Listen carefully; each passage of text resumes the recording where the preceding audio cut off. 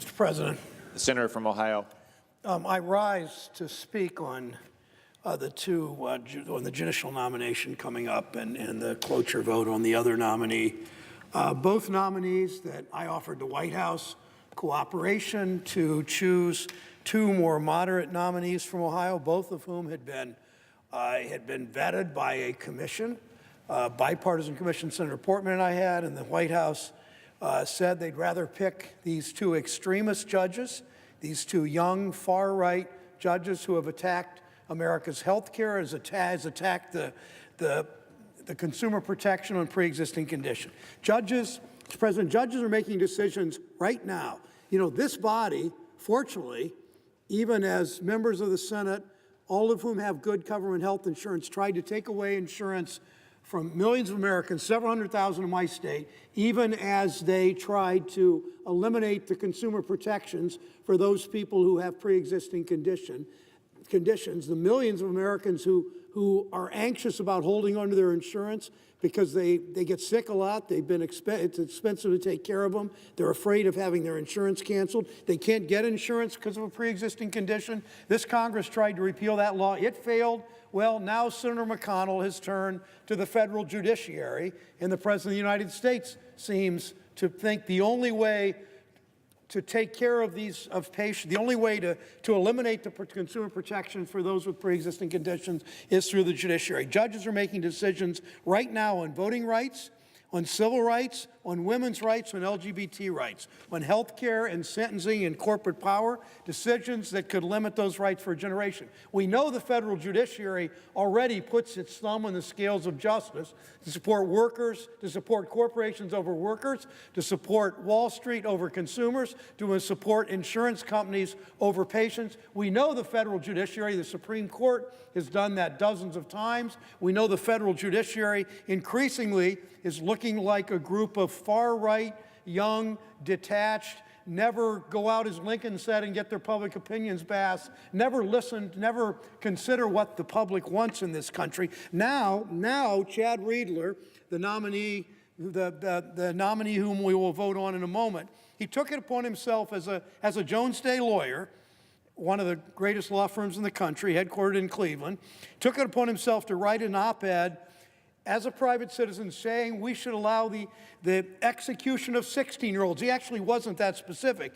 He said, he implied could be even younger than that we would allow the execution of teenagers at a time when this body bipartisanly, something we all should be proud of, took important bipartisan steps forward on sentencing reform, supported by the White House, supported by a lot of Republicans, supported by virtually all Democrats. How do we turn around and put someone on the bench for life who supports executing children? How does that compute, Mr. President, how we can do that? You argued on behalf of a far-right think tank for the elimination of Golden Week in Ohio, a period where people can vote early, can register, can vote early. It was passed by a Republican legislature. It's been supported bipartisanly, but not by this right-wing judge, this right-wing nominee who thinks it's okay to eliminate people's right to vote and restrict it. He defended restrictive voter ID. He defended the squeezing of provisional ballot laws.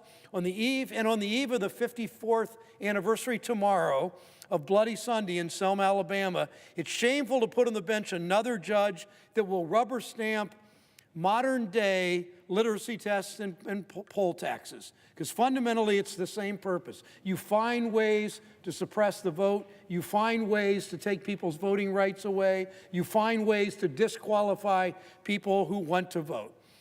Chad Riedler's record on health care is clear. He's been a ringleader in the Republican effort to take away the protections on pre-existing condition for all Americans. He wrote the White House's brief. We all know that now, and was nominated. Remember, he wrote a brief that nobody else above him at the Justice Department was willing to do. 3 people refused to write it. One of them actually resigned. You know what? The next day, he was rewarded by this lifetime appointment as a Sixth Circuit federal judge. Remember that. The White House rewarded him after suggesting we block the consumer protections for pre-existing condition for millions of Americans, for hundreds of thousands in Virginia and Arkansas, in Ohio. Millions of Americans would lose their consumer protection under his views. And the next day, the White House decided to reward him by a judgeship. As I said, 3 career attorneys withdrew from the case. 1 resigned altogether in objections to doing this. Senator Alexander, our friend from Tennessee, who sits over near where Senator Kaine is sitting, Senator Alexander said this was just an amazingly awful language that Chad Riedler had suggested. Senator's time has expired. Mr. President, I ask unanimous consent to speak for 2 more minutes. Is there objection? Without objection. Thank you, Mr. President.